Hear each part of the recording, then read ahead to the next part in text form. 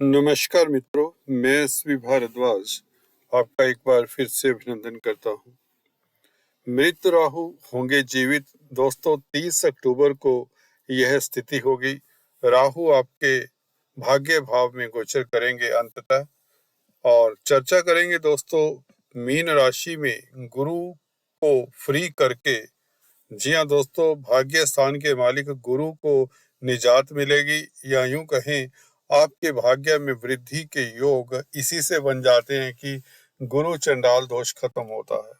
राहु है क्या, इसके ऊपर टिप्पणी कर लें और फिर आगे चलते हैं। राहु 9th हाउस में बैठकर और केतु इस बीच 3rd हाउस में बैठकर आपको किस तरह का फल देने वाले हैं, इसकी चर्चा करते हैं। दोस्तों, राहु को हम छाया ग्रह कहते हैं, क्योंकि राहु का वाक्य में हकीकत में कोई अस्तित्व नहीं होता, और इसलिए यह ग्रह जहां पर भी बैठता है उस राशि का, उस भाव का फल देता है। वायु तत्व प्रधान यह ग्रह माना जाता है, और 9th हाउस में बैठकर आपकी वायु यात्रा की योग प्रबल करता है। विदेशों से संबंधित आपके जो कामकाज हैं उसको पूर्ण करता है, और अजनबियों के साथ आपके संबंध डेवलप होंगे। फॉरेन कंट्री में रहने वाले जो लोग हैं उनके खास संबंध जो फॉरेनर्स के साथ हैं वो बेहतर होंगे, उनसे लाभ भी होगा। इसी के चलते आपको बताना चाहूंगा, विदेशी कंपनियों में कामकाज करने वालों के लिए स्थितियां बेहतर हो जाएंगी। धर्म के प्रति जरूर आपकी अरुचि होगी। आडंबर दिखावे से दूर रहें इस अवधि में। जी हाँ दोस्तों, कुछ लोग ऐसे हो सकते हैं आपके संपर्क में आए कि आपको धर्म के नाम से ठगने की कोशिश करें, तो उनसे थोड़ा डिस्टेंस बनाकर रखें। धर्म के प्रचार प्रसार के लिए कुछ लोग आजकल देखिए बहरूपिये भी घूमते हैं समाज में, है ना। तो आपसे मदद मांगे किसी तरह की, तो उनसे डिस्टेंस बनाकर रखें, क्योंकि 9th हाउस यहाँ पर धर्म का भी है, और इस तरह की गतिविधियों से डिस्टेंस बनाकर रखें इस तरह के लोगों से जो आडंबर के लिए धार्मिक कृत्य करते हैं, और आपको भी उनका साथ नहीं देना चाहिए। नहीं तो यहाँ पर राहु बैठकर कहीं ना कहीं आप के गुरु को प्रभावित करता है, क्योंकि गुरु की राशि में है। गुरु चाहते हैं कि आप अपना रास्ता दुरुस्त रखें, कार्यस्थल पर तरक्की पाने के लिए रास्ता साफ और क्लियर रखें। राहु तभी देखिए, गुरु तभी खुश होंगे या गुरु का शुभ फल तभी मिलेगा कैरियर के मैटर्स में, जब आप ऐसे व्यक्तियों से दूर रहेंगे जो धर्म की आड़ में कोई गलत कार्य करते हैं। इससे ज्यादा मैं कुछ नहीं कहना चाहता हूँ, आप समझदार हैं। और चलिए आगे चर्चा को बढ़ाते हैं। यहाँ पर बैठकर राहु करेंगे क्या, देखिए जैसा कि बताया वायु के कारक है, तो विदेश यात्रा के योग। और क्या हो सकता है, देखिए भाग्य स्थान है तो गुरु का प्रभाव तो देंगे, जो मैं पिछले वीडियोस में बता चुका हूँ। गुरु 10th हाउस में रहेंगे अप्रैल 2024 तक, और उसके पश्चात आपके लाभ स्थान में गुरु का गोचर। दोनों ही स्थितियों में गुरु बेहतर स्थिति में रहेंगे, और राहु ने देखिए गुरु का फल ज्यादा देना है, क्योंकि गुरु की राशि में। तो गुरु की स्थिति अच्छी ना होती तो राहु का फल मध्यम होता। अब राहु का फल आपके लिए बहुत बेहतर होगा। आपका भाग्य चमकेगा। जहां पर अभी बात करें तो 30 अक्टूबर से ही कैरियर को लेकर आ रहे अवरोध, कामकाज को लेकर आ रही दिक्कतें दूर होती हैं। नौकरी में जो संभावनाएं आपको कमजोर दिख रही थी, नौकरी में जो दिक्कतें थी, जो बॉस के साथ बन नहीं रही थी, कोलीग्स के साथ बहुत बड़ा एक वैमनस्य का भाव रहा है। कोई कोलीग हो, सीनियर्स हो, आपके साथ नहीं थे, लेग पुलिंग का माहौल रहा है, काफी प्रताड़ना सही है आपने जब से राहु और गुरु साथ रहे हैं। 10th हाउस में राहु गुरु साथ रहे हैं, तो कहीं ना कहीं आपकी सज्जनता का फायदा भी उठाया गया है, आपकी नरमाई का कहीं तो आपके भले मानसी का फायदा उठाया गया है और आपको बाहर का रास्ता भी कुछ लोगों को जैसे कि फीडबैक मिलता है दिखा दिया गया है, नौकरी से हाथ भी धोना पड़ा है। यह राहु 10वें भाव में बैठकर कुछ लोगों के लिए इस हद तक काम कर गया, क्योंकि गुरु भाग्य भाव के मालिक हैं, प्रताड़ित थे तो किस्मत ने साथ नहीं दिया। और चलिए, 30 अक्टूबर को राहु हो रही हैं बलि, जीवित हो रहे हैं। 30 डिग्री से गोचर इनका शुरू होता है मीन राशि में।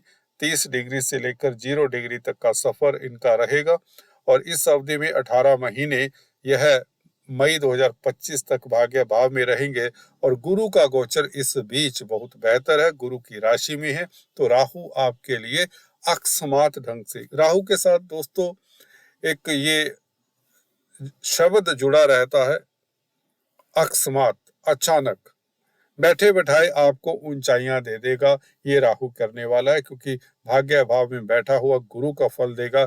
गुरु कैरियर के भाव में है तो भाग्य की शक्ति से कैरियर में उन्नति, प्रतिष्ठा मिल जाएगी, प्रेस्टीज बढ़ेगा, स्टेटस बढ़ेगा, उपलब्धियां बढ़ेगी। और 11वें भाव में अगले साल देखिए, ईयरली जो एनुअल होरोस्कोप है बहुत जल्द मैं प्रसारित करूंगा।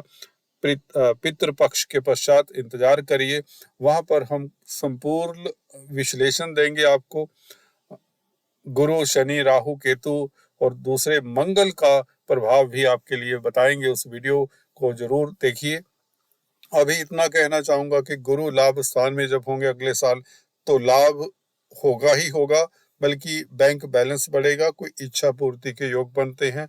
और जब 11th हाउस में गुरु होगा तो शादी के योग बनते हैं अगर आप सिंगल्स हैं, क्योंकि सप्तम 9th दृष्टि से गुरु सप्तम भाव को देखेंगे।